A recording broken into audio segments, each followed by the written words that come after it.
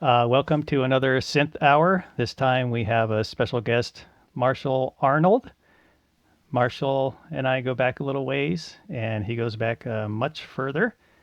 He's been pretty active on YouTube for quite a while. And as you can see, by part of his synth collection, he's got quite an extensive synth collection spanning numerous decades.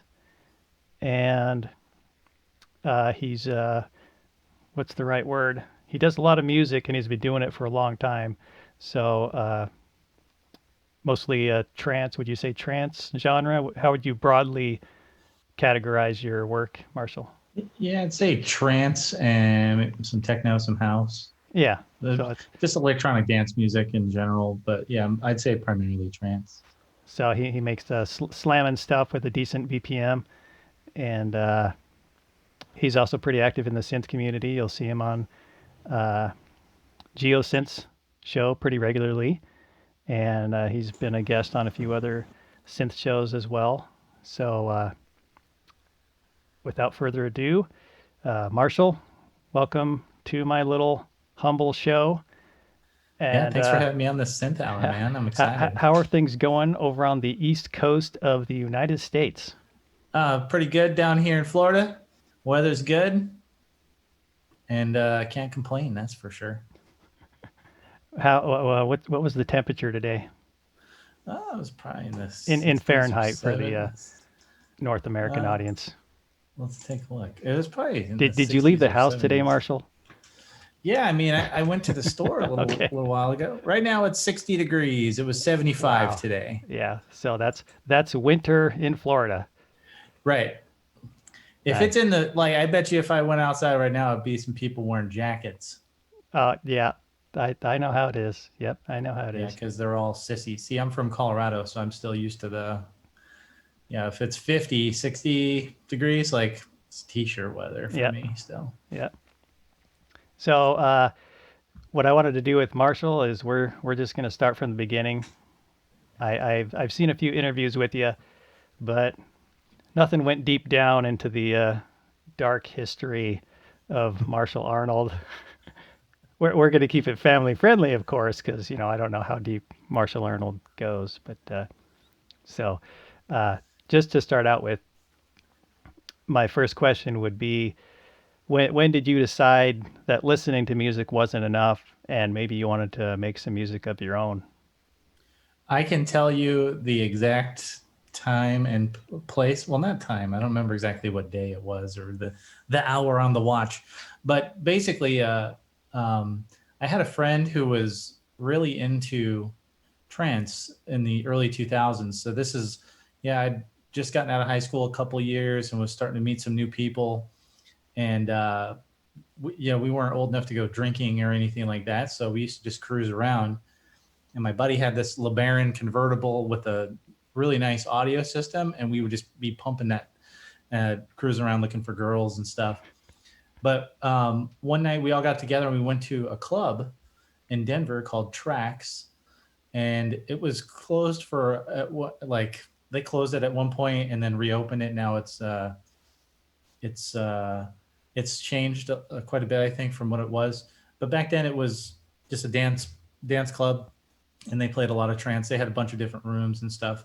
The main room though had this was the first like club I think I'd ever been to really, and I'm sitting there. And actually, I was sick at the time too. I didn't even like. I was like, I don't even know why I went. Like, I was not Was in this good like a shape. temporary thing, not a chronic illness or anything? Right. It was like just a cold or something. But I Okay. remember not being in like super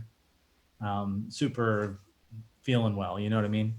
So I'm sitting there, and I'm not dancing or anything, but I'm just kind of like taking in the atmosphere and the music. And I'd already been kind of familiarized with the music because of my friend Simon.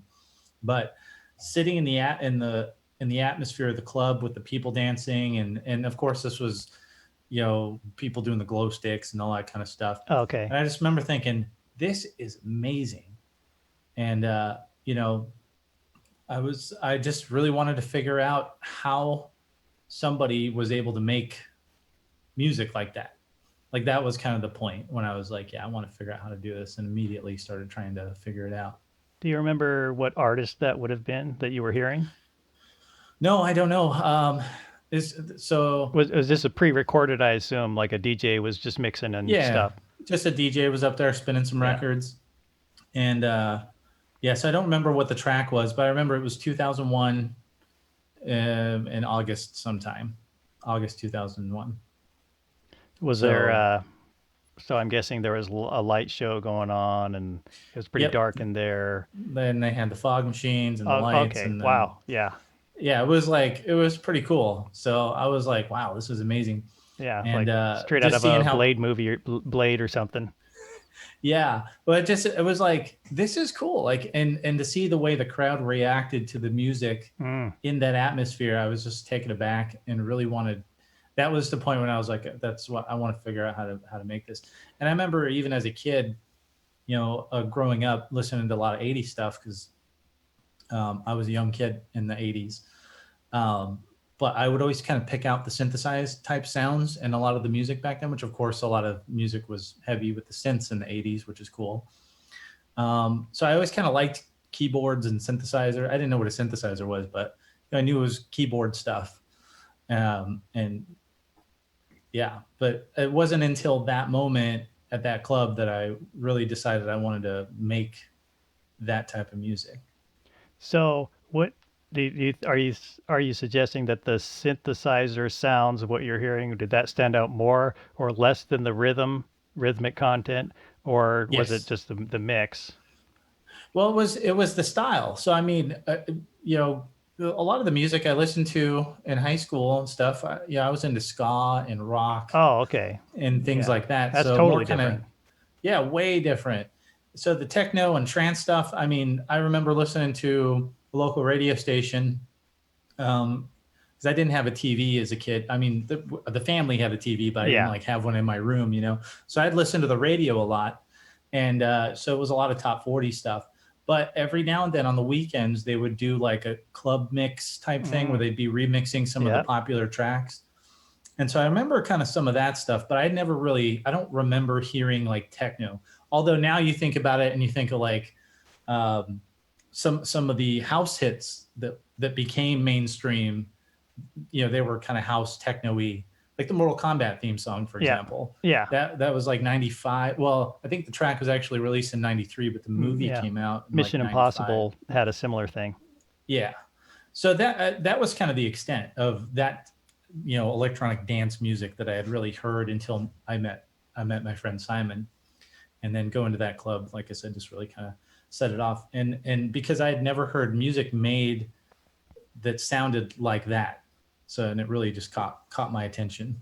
Well, and I wonder if trance, I'm kind of a trance noob, but I have the impression that is trance one of the, not every genre is made where you've got like the it ebbs and flows and there's a drop, and so there's a lot of interaction between the audience, not just when you start the song. Right. And I don't even know if there's choruses in trance music. I mean, It but depends. there seems to be that, like you said, the audience is more, there's more interaction between the audience and the actual flow of the tracks. Yeah, of the music. So the thing was, like, I think the first trance album I ever bought, it's called Trance Unlimited, and it was like it was just a mix. Um, and it even had some like early Tiesto on there, but that was before he was super famous. And DJ Tiesto, most people probably know who he I've is. heard the name. Yeah, but it said a hypnotic journey through sound on the disc. I So would that buy was kind that. of yeah, and it had this cool like little thing like computer generated art on there, and it looked Yeah, cool. yeah, I didn't know what I was buying. I was just like, my friend listens to this type stuff. I'm gonna go buy some, and that yeah. was at a store. Remember when they used to sell CDs in stores? Those were the good old days. Yep. Yeah. So yeah, but yeah, it's definitely the the DJ kind of leads the crowd based on the track selection. Hmm. I've never DJ'd before. I was more interested in actually making what the DJs played, you know. But yeah, and there's so many different subgenres of things, Yeah. and even back then it was pretty crazy. But you have, I'd say, the traditional kind of vocal trance stuff where you can do, you know, verse, chorus, verse, chorus kind of thing break, like a normal song. They have some of that, but the stuff I really liked was the more abstract. It almost reminds me of like a digital orchestra. So like Mm. if you went to the symphony and you were listening to some Oh symphony yeah, music, yeah, there's not really it's not very formulaic in terms of like how pop music is made. yeah, It's it's done completely different, and that's kind of how I saw trance back then. yeah. Okay, I can totally relate to that. That's how I approach uh, imperfect for sure, and not point surrender as much. But that's what I envision in my head Yeah, from the moment I started making music. I was like, okay, I have an orchestra. Where is everything? And now I'm just yes. gonna just have this whole production go and stuff. And Um, that's a cool thing too, because we live in a time with the technology that we have, that one person can create amazing works of music yeah. by themselves. So, and when I was in high school, again, was in kind of the rock stuff, uh, and I always wanted to be in a band, but I didn't know anybody that wanted to be in a band. So this was kind of a cool way to do it myself. You know what I mean? Uh, yeah. So how did you had that moment where you're like, wow, I want to make this. You knew nothing about electronic music production at that point, right? Right. So my what I thought was that it was all done on computers. That's what I thought. So I immediately tried to find Could it software. have? I guess could it have been back then? Because I Well, think so it was Fruity probably Loops came out in sequenced. like around then. I thought Fruity Loops came out. Yeah, but Fruity Loops was a big I pile mean, of it was kind of a toy back garbage then, back but then. Yeah, it well, wait, wasn't I good don't. at all. I apologize Yeah. if I've offended any diehard Fruity Loops fan. I'm pretty sure they'd tell you. So, because that was part of the thing. Like, so since I was trying to figure out how to make this stuff, and I thought it was done on computers, I started looking for software, Hmm. and I ran across Fruity Loops. I don't know if you remember Acid. Yep, I used to have a free Acid was copy. a thing. It was not the full Yeah, version. It was pretty limited. yeah. I don't. I think I had like a demo of it or something. I never liked Yeah. it because I didn't have the control I wanted to be able to make the sounds. Really, I Hmm. think it was more clip based. Like you Yep, put that's little all I clips could do of with mine. audio, and yeah, I was like, that's garbage. But and Fruity Loops was kind of weird too because you plugged in these little module things, and it just, I don't know. I was like, what the hell is this? So the what I ended up finding was a tracker called Dream Station, and it had three oscillator synth, kind of based on that. I didn't know back then, but I know now. Like the idea they were going for is kind of like a mini Moog style synth, where you had the three oscillators, your filter, your amp, and your amp envelope, filter envelope, all just like a regular, just like the mini Moog, but like digital. And then the tracker allowed you to sequence. But one of the cool things it could do was that you could input PCM samples as an oscillator. Oh So what I would wow. do, so what I did is I found the first drum, and I plan on making a video on some of this stuff on my channel at some point. But the first drum machine I ever found was called Hammerhead, and it was a little software emulation of 808 909 kind of thing. But it sucked, right? But what I did was I exported one shot samples of like the kick and the snare and the hi hat and all this stuff, and then I would import those into the DreamStation PCM oscillator, and then I would sequence. So I'd have percussion, and then I had you could do different tracks. So like another track, I'd put like a pad, or I'd do another thing where I put some bass. So that was kind of um, what I started with, and it Was sounded this like on crap. Windows XP at the time? Oh, it was before XP. Was that before XP? I I think thought I was doing it on like there was a whole so blend this of them. was There's like Windows 2000 Millennium Edition, I think even. yeah, I'm trying to remember the computer I had at the time though, because I didn't get a Windows XP computer until 2003. Oh, So I okay. was probably doing this on an old like Windows 95 Yeah. Fujitsu, or Windows 98 maybe, or 2000. I don't know, one of those. So these were software programs on a Hmm. Windows PC. Yeah, Yeah, okay. So yeah. you generated sounds from one program and imported them into the oscillators in another program. Only for the percussion. Well, I shouldn't say only. because yeah. So initially, yes, I did it for just percussion, and then I used the actual synthesizer presets because I didn't know how to make Yeah. stuff on a Oh, okay. synthesizer Yeah. yet. But and then I would sequence compositions in the tracker portion of the software. Was it like a vertical tracker? When you say tracker, usually nowadays we think vertical. Yeah, it was like this thing. Where is it? Oh, it's right Your here. poly end. Yeah, it was like the poly end. So the poly end, it's not on, but it's top down. Yeah. It was very similar to this, but this only has 8 tracks, whereas I think DreamStation had like 24 or something like that. And could you do? Could you mix in loops if you wanted to, or was that limited to MIDI? So so I didn't have any kind of MIDI controller or anything, so I used to use the keyboard, Yeah. and I would edit it like a spreadsheet, basically. But what you could do is like using the PCM function. You could, if you could cut a sample, you could import a sample. I can't remember what the maximum limit was on on the length or file size. It's probably not super long, but you could do some looping that way.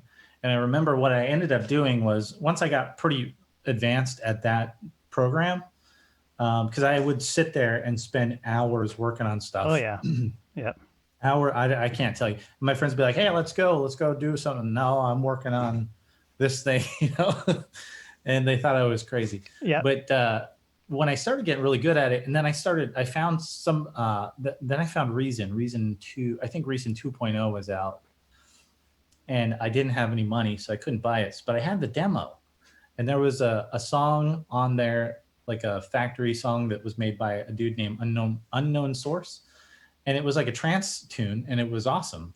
So what I did is I took a portion of, because in the demo version of Reason you couldn't save. I don't think you could save, but what you could do is you could go in and you could edit stuff and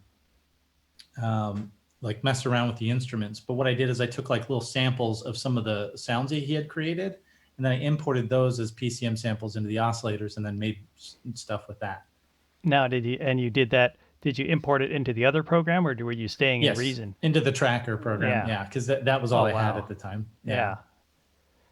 Yeah. Yeah. Wow. So you've been blending various programs for quite a while in your Yeah. workflow.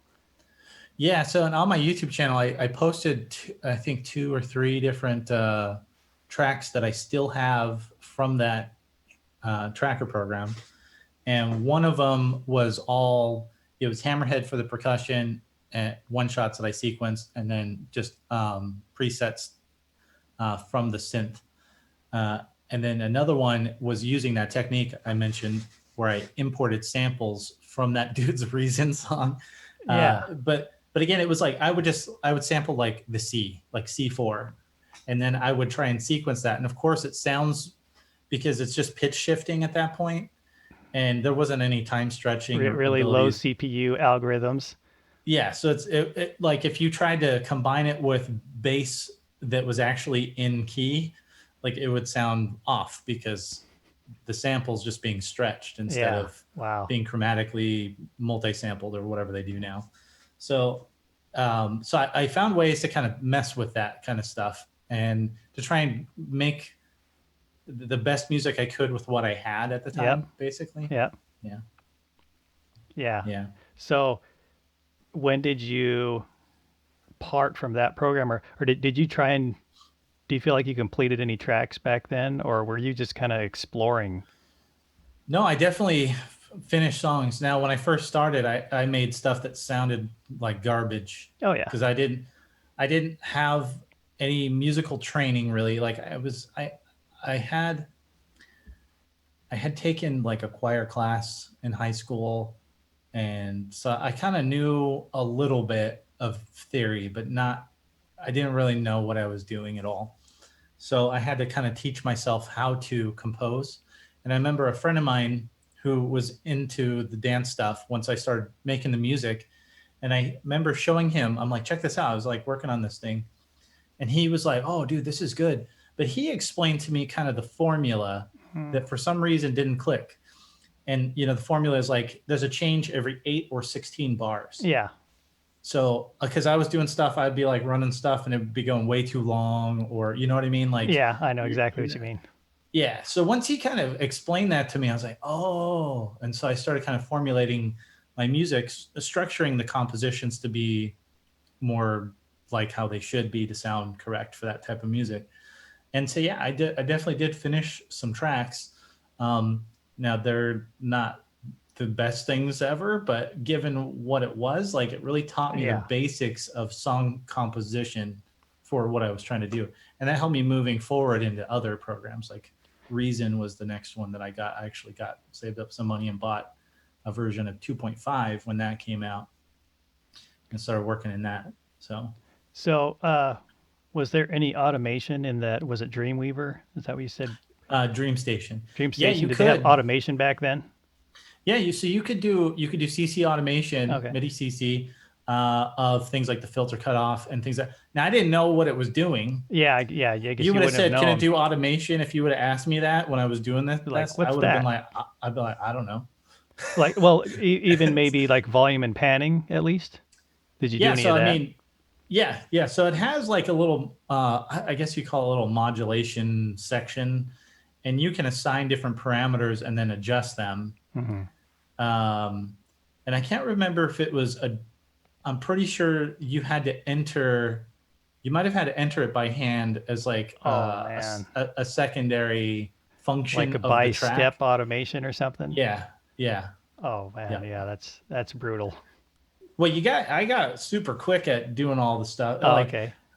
I tried working in it like a couple months ago because I was just kind of pulling some stuff up for the YouTube channel, and I was like, I wonder if I could still use this, and I could. I can't remember how I did half the stuff that I did back then, but it was 20 years ago now, so So that's with crazy to think about. Reason 2.5, well, first of all, why did you feel like you wanted to do that? Did you see more potential in that one? You're like, okay, if I had this, I could do all this stuff, or did maybe Yeah, you just want to get? I mean, I'm guessing I don't know what the feature set of 2.5 was. Like, how many I drum can't remember. I machines think did it they added. include? Synthesizers? Did they include that kind of stuff back then?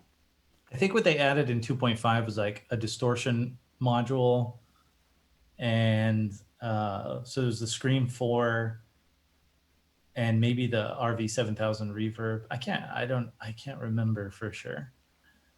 But So, even back then, like the set of instruments and effects that Reason had, it was not the best. But what I heard that unknown source guy do, I was like, that's pretty good. yeah, So he can do that with this, then I can do that too. That's kind of what I thought. And that's the whole point of those demo songs anyway, right? So it yep. worked because I bought a copy of it and I had used Reason all the way up until version 7, I think, or 8. Okay, yeah. So you were pretty happy with the Reason workflow then. Yeah, well, yeah. And the thing about Reason is there's a synth module in there called the Maelstrom. That synthesizer taught me synthesis. I taught Mm, myself synthesis using that thing. That was my favorite okay. synth in Reason. Because the cool thing about Reason is it's a virtual rack of these little instruments and effects, and you put stuff, and you can even do all the wiring. So you can wire shit to other shit. Can I say shit? Is that loud? You just did. It's all good. Okay, cool. Sorry, I'll try not to swear. But yeah, you could wire up the modules however you want, and so there was a lot of flexibility, and you could create your own sounds, using the instruments, and that was exactly what I was looking for. Now, did that have sampling or a sampler built in, or could you, Yeah. load like drum loops from some? I mean, I So back then I bought CDs from like Mixmaster or something. I even still have them, where it was like oh, a okay. loop CD you buy that's made for making music, and it's got like 87 tracks, and they're all just loops. Yeah, so I never did any of that. I always thought using loops was cheating. Okay. So I always wanted to make my own everything, other than the one shots. Well, and How am maybe I gonna? loops weren't as common in that genre. It occurs to me. It's like I Well, kind of I came think they from trip were. hop, and it was almost all loop based. Like everything Yeah, you would hear the same drum loops in a whole bunch of different tracks. I could Whereas see do you that. feel like trance They, is I'm trying to imagine loops and trance, and it doesn't seem to make a lot of sense to me. Yeah, I do know of because Reason did come with there were two different flavors of samplers. The best one was the NNXT, is what it's called, and that I think that in the Reason's factory sound bank that it had some samples that you could load into that, and some of them were percussion that you could use for trance, like some hi hat stuff, and if it like stuff that had some processing done to it already. Okay, Um, like processed classic drum machines kind of stuff. yeah, yeah, I'd say so. Um, and I think that NNXT was an addition in 2.5 also because they had another one before that, which I hardly ever used. Although it had a cool feature where you could do kind of the Fat Boy Slim thing, where you could take they because Propeller had the name of the company. It's now Reason Studios. They rebranded recently, but Propeller had another application called Recycle.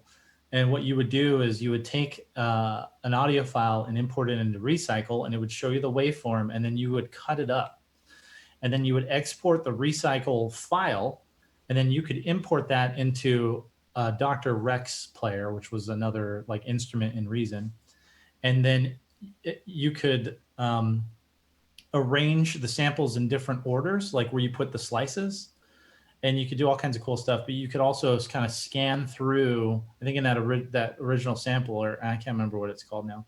But you could also take that and then import the different cut slices into that sampler and kind of scan through them and get kind of a slow effect. I don't know how to explain it. You remember like Fatboy Slim when they would slow down the voice, and do you know what I'm talking about? I'm trying. I didn't listen to enough Fat Boy Slim to know what you're talking about. The first thing I think of is like the BT stutter stuff. I heard that back then. Yeah, you could do kind of that kind of stuff. I You mean, could it do sounds like too. you could do all that weird Yes, stuff with what you're talking about. yeah, and that kind of stuff was popular back then in a lot of stuff.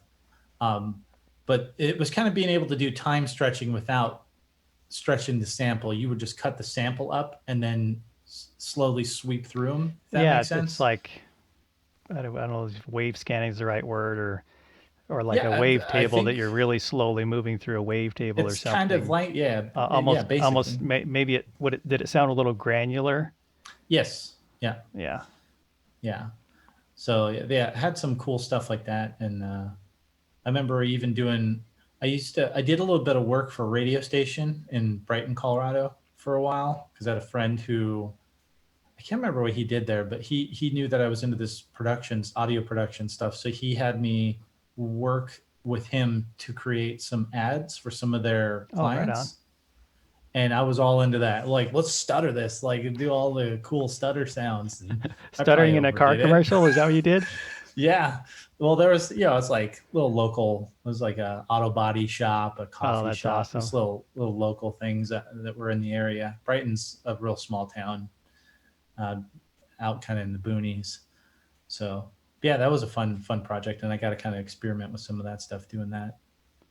So now where does the hardware equipment enter? Because you were solely on a little computer at that point, right?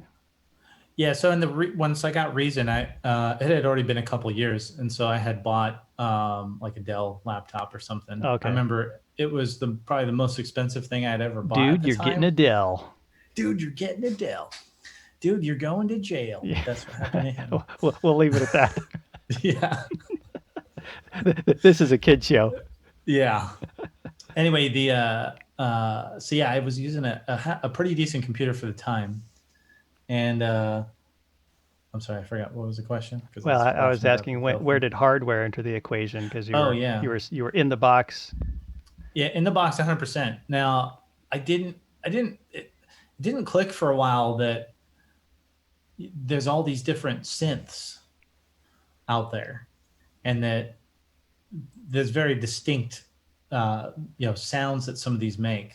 Like I could tell a Mini Moog, like almost right away. You know what I mean? You can tell a DX7. Some of these different synths that Yeah. have been used a lot.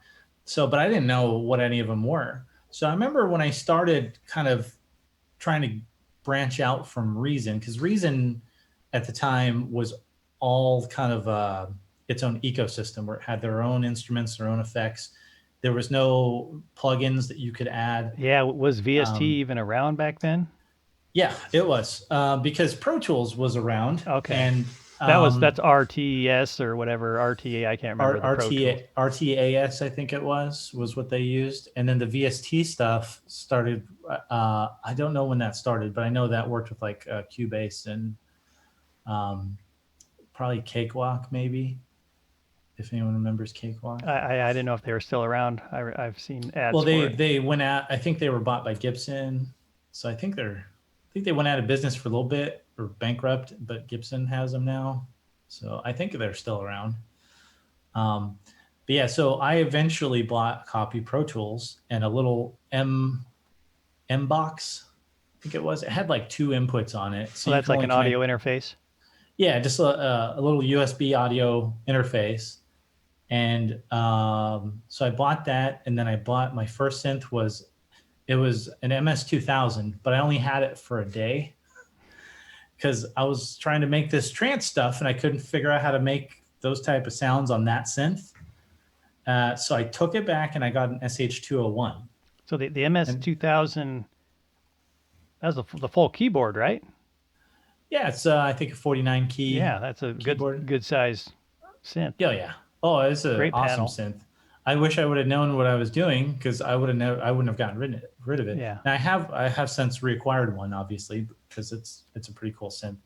Um, but I did take it back and got an SH 201 because it was capable of producing more of those trancey type sounds pretty much right away. Again, like I had learned some synthesis with the Maelstrom thing, Hmm. but now like getting into the hardware side and trying to make stuff like super saws, I didn't know how to do any of that. Yeah, from So scratch. right. So having a synth that had good presets on it was a big deal, Oh, okay. Yeah. and that one did have the more trancy kind of style presets in there. Yeah. So now, Um, did trance kind of start with the 101 in the history of trance? Because I thought the 101 was always the one to get, but you sprung for the 201, so the 101, which I mean it was probably uh, really expensive at that time too and hard to get. I would maybe. even if that was the case, I wouldn't have known because Okay. my synth hardware journey is long, and I went through a bunch when I was in my 20s because I didn't know what I needed to get for anything. Hmm. And I And you didn't remember have YouTube synth heads telling you there all was, the yeah, cool exactly. stuff. There was no YouTube. Now there were forums and stuff, but I don't remember really ever perusing the forums because I didn't know that there were things like that. Like Harmony Central, I hear people talk about that, Mm. but I didn't even know what that was. I used to just try and search the internet for what sound is this, you know what I mean? And no one posted that stuff back then. It was like a secret. It felt like it Yeah. was like, unless you knew somebody that knew what they were doing and they would help you, you were kind of screwed. So, uh, eventually I taught myself a lot of it. Um, but that took a long time. Like I'm pretty jealous of the kids growing up nowadays that Oh have the yeah. YouTube. Here's a tutorial on making bass for dubstep or whatever you're trying to make. You could just learn it really easy now. So yeah. So that 201, were you? So did you?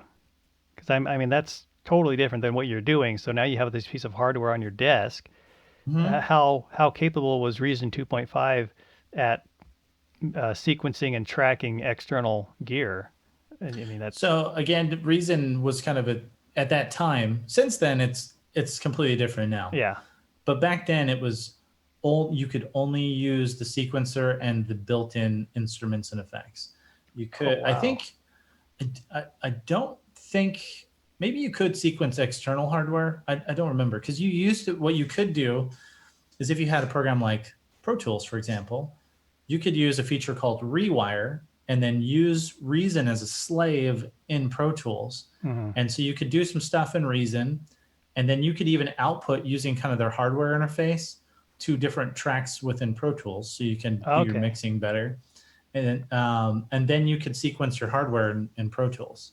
And So I is that what actually you were used to do doing? that. Okay. Yeah, So yeah. you had Pro Tools when by the time you picked up a hardware synth, you had Pro Yes. Tools. Oh, okay, yeah. I I had think you Pro said that. Tools. I bought my first set of powered monitors that I still have, those M Audio Oh, BX8As. wow.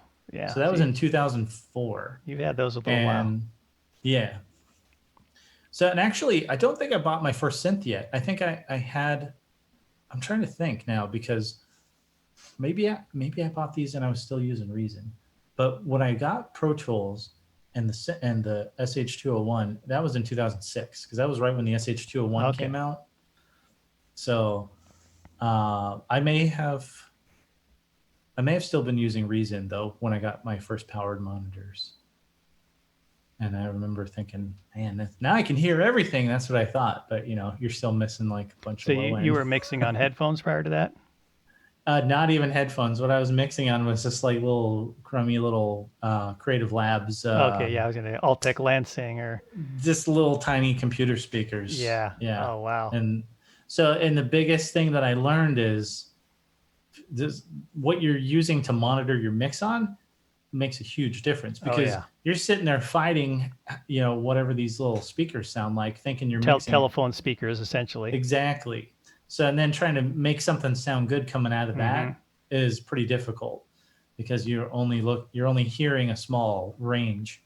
Plus, Yeah. however well their frequencies, the frequency response is on them. So do you remember if you had any growing pains when you got those monitors and set them down and listened to your mixes? You're like, that sounds I horrible. What's Yeah. going on here? These monitors suck.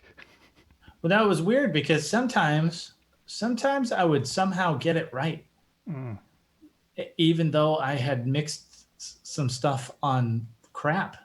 Somehow I got it pretty good.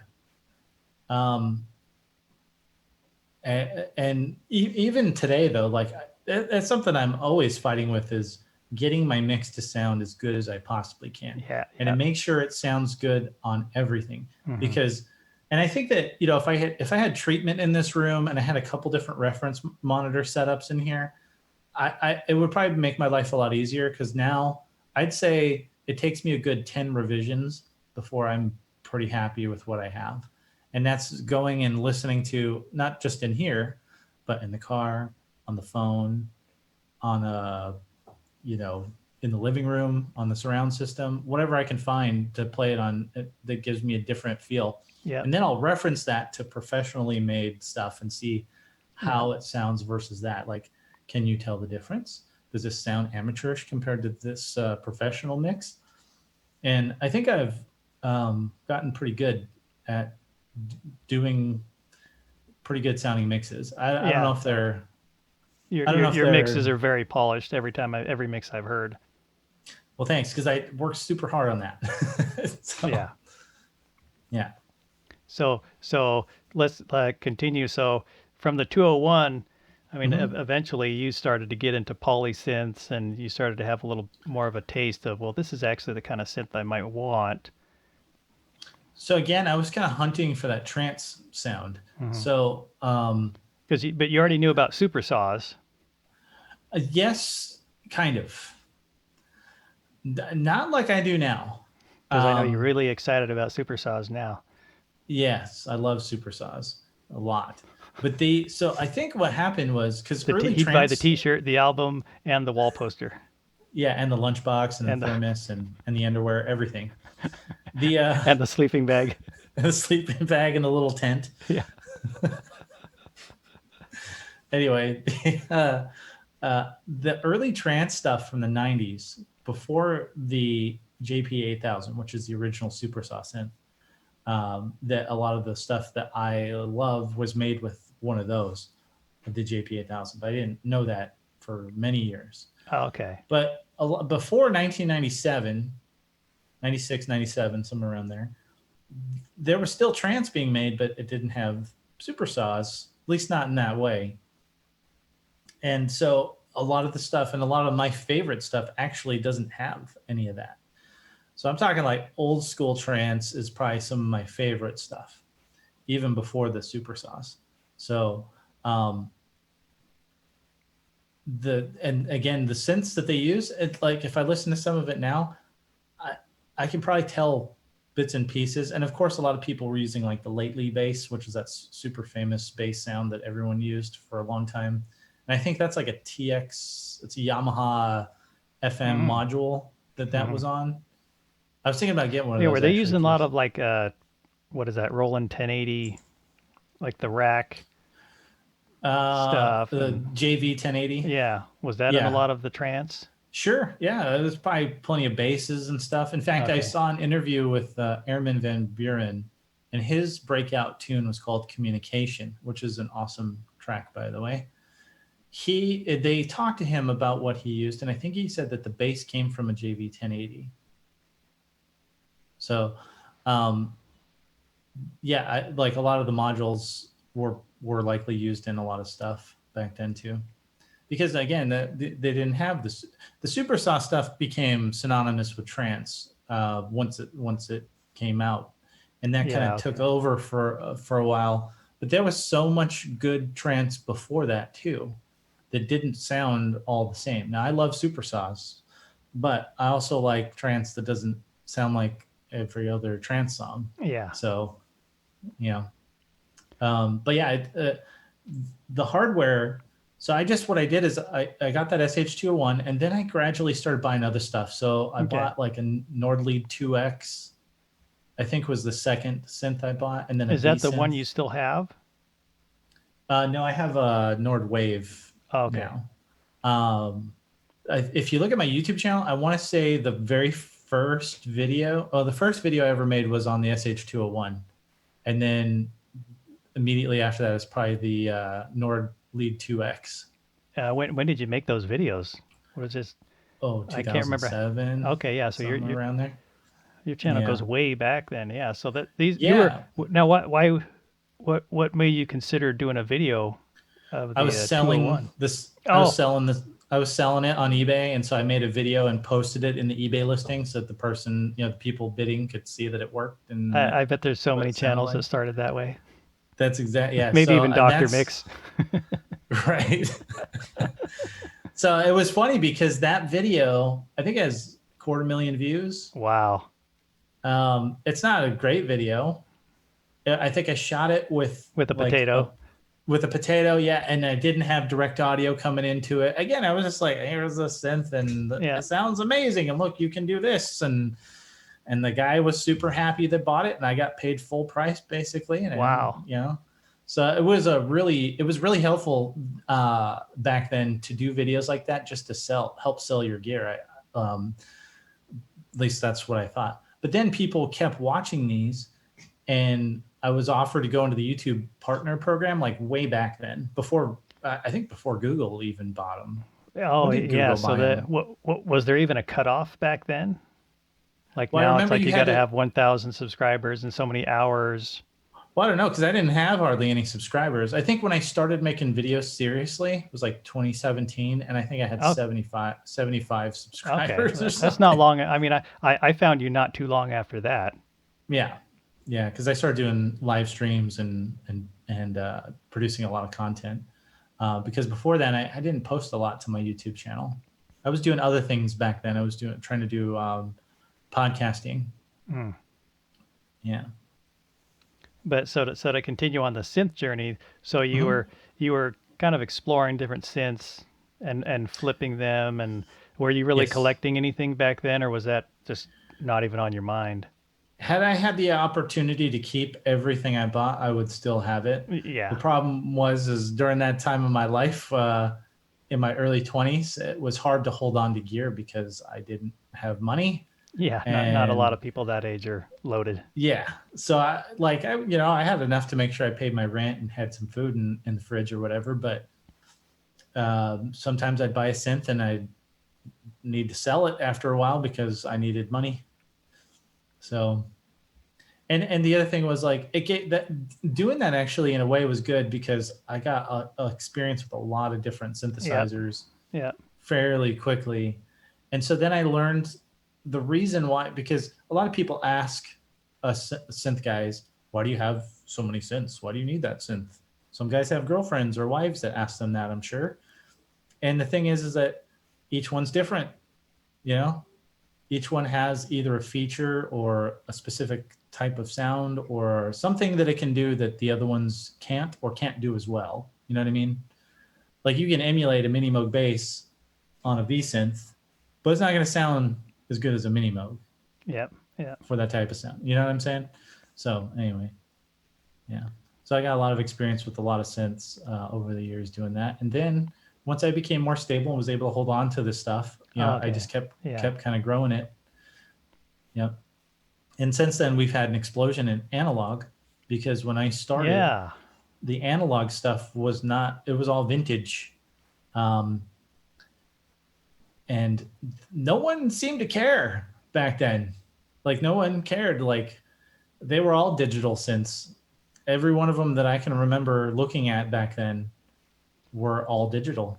Was there a lot of synths coming out back then either? Because I have the impression that it was just much slower as far as introducing new synths, and marketing synths was maybe harder, and it was just a totally different world. We, It's like you synths didn't, are coming out every other week or now, or every other yeah. day. I mean, it's just they're all Well, over the place. it's become really cheap, I think, to make these. Hmm. And with the explosion of exponential growth and processing power, and then because now, I mean, you don't even really need to buy hardware if you don't want to. You can do everything in the computer with plugins. But back then, your computers didn't necessarily weren't powerful enough to handle some of the stuff we do now. You couldn't run Diva unless you had like a whole server farm or something. Right. And I remember workstations were kind of a big thing too back then, like the Tritons and stuff like that, multi-timbral workstations. But of course, those were multi-$1,000 instruments. So, but no, I don't remember anyone complaining about analog. Now, I'm sure that me being a noob coming into it at that time and not really knowing a whole lot of people or really much about anything, that's probably why. Because I'm sure you got the purists who've been out since the 70s and 80s that know better. But I don't know. I know a lot of people hawked all their gear to get M1s. So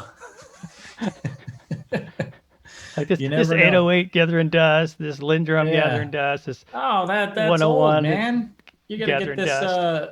You got to get this module with 3 buttons on it from Roland. It's got every sound in there you'll ever want. But I think like the push was also instead because people used to use analog synths to try and recreate conventional sounds. Yeah. Like, oh, this is a flute or this Yeah, is the a trumpet harmonica. setting and the oboe setting and the cello Yeah, setting. right. So musicians really, I think at the time wanted to be able to have access to real sound, like not real sounds. It's all sound, which is real, but real instruments in terms of traditional instruments, I guess. Yeah. And so that's what I think spurred the revolution in all these little rompler things. Um, but the VA stuff, the virtual analog, which I think was coined, is that Roland that coined that? Or was that I can't remember who coined that phrase. Was it Elisis? I can't remember now. That all was a product of the late 90s, early 2000s. And that's when I got into this stuff, and that's what was out there. So I had never considered analog anything until I started hearing some of these instruments and Now, realizing, were you exposed to very much analog in the trance genre, or was that primarily digital? I'm pretty sure that especially earlier, like in the 90s, it was a mix of stuff because once people started buying digital stuff, like they thought the analog was crap because Yeah, it was yeah. hard to keep in tune and all With this. this So I think, and all these, we just want a really sleek panel with like 6 buttons. yeah, look, it's so easy. Just push this button. Yeah, I don't like that, but people did. Um, and so I think that a lot of those vintage, we call them vintage now, but they were cheap.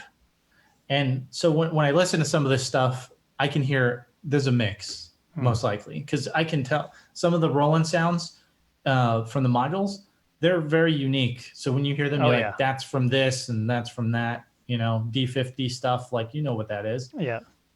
Korg M1, yeah. So it was a mix, I think.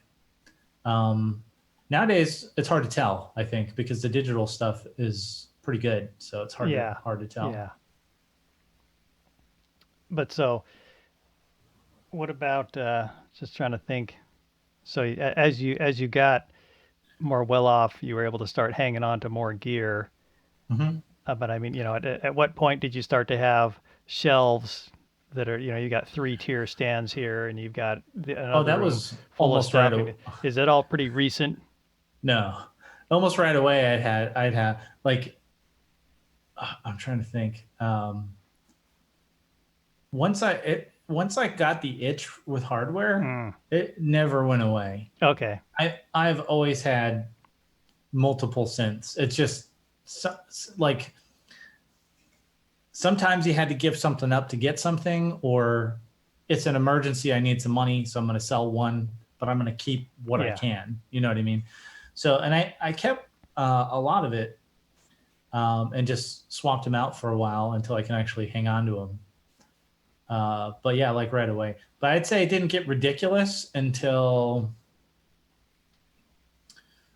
I don't know 2010, somewhere around there Hmm. probably is when yeah, I'd say 2010. That was still mostly was it still mostly digital stuff though during that time? I'm trying to remember what I had back then. Did you still It have was the Venom it was definitely mostly digital. and the I don't DX7? think yeah, not a DX7. I hate that thing. uh yeah, it had to have been all digital because I didn't well yeah, because I Because didn't get you would well have no had to get because some really classic, really expensive keyboard for it to be analog, I'm thinking. well so the first analog synth I bought was a little fatty, and that would have been probably around that time. I don't remember offhand exactly when I got the little fatty, but that was the first analog synth I Hmm. bought. And I remember I thought it was really expensive because, like, buying like a V synth or something. Those, I think my V synth, my first one was like $1,200, and that was a lot. And Yeah. then you got this little fatty is like 1,500 or something. I was like, whoa! And it only makes one noise, like one note, it's monophonic. But I mean, I understood what I was buying. I'm buying a Moog uh, synth, I mean, and did the analog sound? Did you appreciate the tone difference between yeah, what that could do versus your other equipment? yes, big time. It just has Yeah. like I don't know how to explain, and everyone talks about it. They don't really know how to explain it either. But there's just a character to analog synths that Yeah. is unique, I think, especially with the Moog stuff um, in particular. Now, some people might disagree, Does the little but fatty have what you would call a vintage tone, or is it a more modern Moog tone? no, it was designed to be kind of a modern style bass. I mean, it can do more than I've made some crazy sounds on that thing that you wouldn't even. I'd play you something and be like, I wouldn't even know that the little fatty could make a sound like that. But it was definitely targeted more as a modern style synth Okay. because it has an overdrive that's pretty gnarly Hmm. on it, and at the time when I got that, I want to say that the electro house scene started picking up, and they used a lot of that Oh, type of okay. sound. Is Um, that kind of what led you to pick one of those up, you think? no, I had gotten it before. What led me to pick some of this stuff up was actually Sonic State. Mm. Sonic State. I started watching them in 2007. Yeah. Watching the podcast. That's how long those guys have been, and they were doing it before then. I don't even know how long they'd been doing it, but they had a series, like a web series that they released called the top 20 greatest synths of all time ever. Oh, wow. Yeah. And so it was like a 10-part series where they went through and counted down the top 20 synths. So I learned about some of the best synths ever made from Yeah. that show. And the following Nick Bat on that channel, and he did a review of I think it was a Slim Fatty. So I may have gotten the Little Fatty before I even watched that. But at that point in time, I had kind of had my ear to the ground for some of this stuff. So I just remembered like, well, the Mini Moog. according to that video series, like the best synth ever. Well, what do they have out now that I can Yeah. get? Oh, they have this little fatty. It's kind of a lot of money, but it's a Moog and it sounds cool. So I ended up getting one. And now that you have a Model D, they Mhm. don't sound the same to you, do they? No, no, it's completely Yeah, yeah. different. Yeah. You've learned the nuances between them now. Yes. Yeah. The Mini Moog is really limited, but just it just has a really great sound, really great tone. The little fatty also sounds great, especially when you poly chain four of them together. Yeah, the Tower of Power. The Tower of Power is pretty awesome. Um, but they're different character. And again, this is why I have a mini Moog, but I also Yeah, have slim fatties and little yeah. fatties That's still. part of the journey. You're like, well, if the Moog is one of the most famous since ever, I'll just get myself a Moog, not knowing that well, they've got a whole variety of Moogs, and it's not just the Moog, it's the Moog sound, and then there's just a lot Yes. of different colors in there. Now, when they reissued the Model D, I was all over that. Like I would have sold a kidney to get one. You know what I mean? Luckily, you didn't have to, right? Luckily I didn't have to, uh, and I was able to procure one right towards the end of the run. Actually, I Yeah. think Okay. because they only had them out for a year, and I think at the end of that year, towards the end of that year, I was able to get one before they So, stopped. was that one of your first like big synth purchases? You think, No, or the like as far as like this is really expensive, but I'm gonna get this bad boy because it's awesome and I need it. I'd say the V-Synth GT was probably the most expensive one that I had for a while Okay. because that was probably Was that used or new when you got it?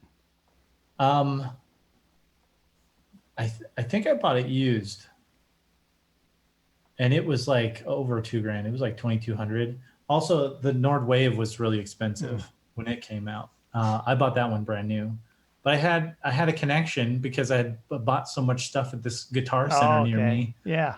that The center with the guitars in it. the center with guitars in it. I made friends with one of the guys, and so he cut me a little bit of a deal on one, not a huge amount, but I saved a few $100s on it. But it was still close to 2 grand for that. And for a long time, that was towards the top end of the market. I don't know of well, maybe the Alesis Andromeda would Mm. have been more money, but I think that was also the first analog synth to return to the market Yeah. after all the digital stuff was everywhere. Was that Alesis Andromeda?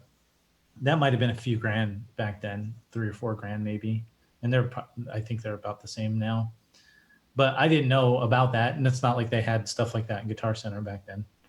So um, yeah, I'd say the V Synth and then the Nord Wave were probably my two big purchases, and that would have been '08, '09, somewhere around there. So, as you started to amass more gear, how was that working into with your workflow, your production workflow? Were you were with Reason for quite a while. I Mm-hmm. assume they added the ability to track in Reason at some point, so you didn't have to Oh, chain it once with I Pro once I Tools and all got that. once I got Pro Tools, I pretty much used Reason as a standalone drum machine, Oh, okay. Yeah. and I would use Rewire, and I would sequence Reason from within Pro Tools, but import one-shot samples into like I can't remember what the redrum, I think is what it's called, is the drum machine in Reason, and it's like an 808 kind of clone looking thing. I guess that's the best way to describe it. But so I still I used Reason for a very long time, even if it wasn't my primary thing. I still used the drum machines because some of the effects in Reason are really great, and I had been advocating for a few years that they should release the um, the core features of Reason as plugins Mm. that we can just use in our DAWs, so we don't have to Yeah. use because I'm Reason's a mess now. They combined it with a product that they had called Record, which was separate from Reason, but that you could record audio into. But the interface was kind of weird.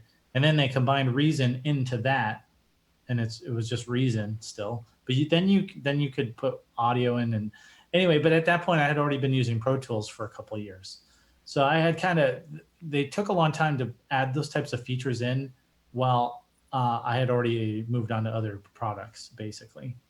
So getting all the hardware and stuff, I was starting to put things into. Um, I would get a bunch of those MIDI dongles. So it would be the 5-pin MIDI to USB into the computer, sequence in Pro Tools, and then eventually I bought like a 002 rack or 003 rack, which was an audio interface, but it was FireWire, and it had 8 inputs and some outputs. I had Oh, okay, yeah. really nice routing possibilities. And the thing that I wish that other manufacturers did that thing had was you could either do XLR or quarter inch. It wasn't just one or the other. Yeah. You could do either one, which is nice because if I want to plug a mic into one, but then I want to put instruments into the others, I can do that. So Seems yeah, obvious to us. yeah. Well, because now, like, if you get like a Focusrite or something, they either don't have any XLR on there at all, or if they do, it's one of those combos where it's an XLR with the quarter inch in the middle. Yeah, that's You pretty know, so you common. can. Yeah, and I don't like that either. I want separate um, jacks for those, because then I can leave stuff connected to it. You know what I mean? That was the problem back then. Is I was starting to get more gear than I had inputs for, Hmm. and originally doing it on an M box with only 2 inputs, I'm have to record a sequence with something, then switch over, plug in another synth, or change the sound or whatever, and then record a sequence with that. And it would take forever. But that's Yeah. that's how I did it for until I had enough Yeah. Yeah. cash to invest in a better interface. Well, we'll have to start winding down for this session. We'll definitely Sweet. catch up again in the future. Yeah. Um, yeah, that's I really enjoy hearing about that stuff. We could go for another hour, but Yeah, I'm sure. we don't want to torture the audience. Um, Yeah. so, what do you got going on right now? What are you working on that you're excited about? Currently, I'm working on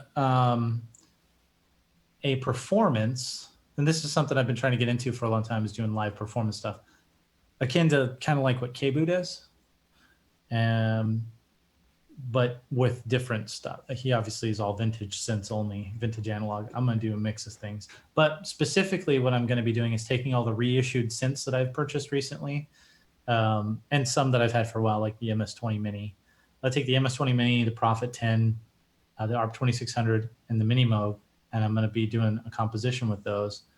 And I'm probably throwing a couple of the Roland Boutiques as well, and using the Blue ARP as kind of the brain of the whole operation. Oh, okay. So So, you're actually are you going to kind of set up a sequence and then maybe play along with it? Is that what you're thinking? so the way Blue ARP works is it's a very it's basically a really advanced arpeggiator. So the performance is still done live, but there's arpeggiated patterns pre done, if that makes sense, and I can switch between them. But I'll be doing some stuff freehand on like the Prophet 10, and I'm probably going to be using my original V synth as well in that. So I'm still kind of working on formulating a track. I think I've got some ideas that are going to work, and it's just a matter of figuring out how I'm going to do it Yeah, all because live. that's a very different workflow than you're used to, right? It's completely different. Yeah, because I'm used to just sitting down and I can work with things, and I always tend to work with MIDI. I'll work with MIDI until I'm done. Then when I'm done and I don't want to change anything, then I'll start bouncing audio into the tracks. But I pretty much stick with MIDI. Now, this is still kind of a similar thing, but having to do it all in real time at the same time Yeah. is a big difference Yeah. than what I've been accustomed to. But I've had a lot of time with the Blue ARP DM hardware, and then being familiar with the plugin. Um, I'm pretty familiar with the work, like how to do certain things with that. But then again, going from production to performance is a big difference. Yeah, there's a lot of decisions like, well, how many knobs do I want to try and turn while all this is Right. going on? And Exactly. the more What knobs you're going to parts? turn, the more rehearsing you're going to have to do. Because Yeah, and what I parts am I going to have to delegate to sequencer yeah. magic, or because again, you only have two hands, so So are you thinking to end up with a video that you would record and then upload to YouTube later, kind of thing? yeah. Oh yeah, yeah, yep. So I Like a will. set or single tracks or It'll just be a single track for this one. Eventually, once I get familiar and more comfortable with doing that type of work, my plan is to do full sets of music like that. And maybe if I get super confident, I'll do some live. But don't quote me yeah. on that. Yeah, no, I'd be that's a whole different ball of wax. Yeah. So, and then, same old stuff. Like I'll be doing, I'll probably be returning to some live studio sessions pretty soon on the channel, on the YouTube channel. And then I've got some music ready to release. I've been talking about it for a while, but I just haven't put it out yet. I need to do that. So I got a whole bunch of completed music that I've done Hmm. over the last year that's ready to go. I just need And to that's all you're get out. still composing in the broadly the trance genre. Yeah, so for a while I had kind of tried my hand at the house, progressive house, and some electro house, um, but I've just gone back to doing trance. It's my favorite, so that's primarily what I'm doing now. So you've got a YouTube channel. What's that YouTube channel called? That's just marshalarnold.com, or Marshall Arnold, YouTube/Marshall Arnold, with Marshall with one L, because I'm not the sheriff. That's what I tell everyone. One L, folks. Put two L's in there, it's probably a different dude. So you're on YouTube. Where else can people find you? A website, marshalarnold.com, or my record label, which is overclockedmusic.com. Okay, and I'll put links to those down in this description when we Mm-hmm. put this out, so folks Cool. can find you and dig around through your content. Sweet. I've I've I've enjoyed your YouTube channel for quite a while. It's you're really a authentic guy, and you don't sugarcoat anything, and I appreciate that in life. Well, thanks. It's been a pleasure being on the show with you on the synth hour, Yeah, whether it's and just called the Synth Hour. I think that's cool. Everyone's got cool names for their shows. Mine's called Let's Talk Synths. It's kind of not as cool. Like Jamie's is the best synth show. It is the show for About synths. synths. Yeah, Yeah. yeah. Well, thanks for letting me chat with you, Marshall. I appreciate the time. Thank you. Um, so yeah, we'll post this pretty soon. Um, and yeah, we'll look forward to interacting with folks in the comments there, and I'm sure we'll have another conversation in the future. It's always enjoy talking with Marshall, and Absolutely. we're And guys, I have Aaron on my channel as well every now and then for some chats. So, if you're interested in some of that, check it out. Let's talk synths. all right. Well, that's it. Bye for now, folks. Bye guys.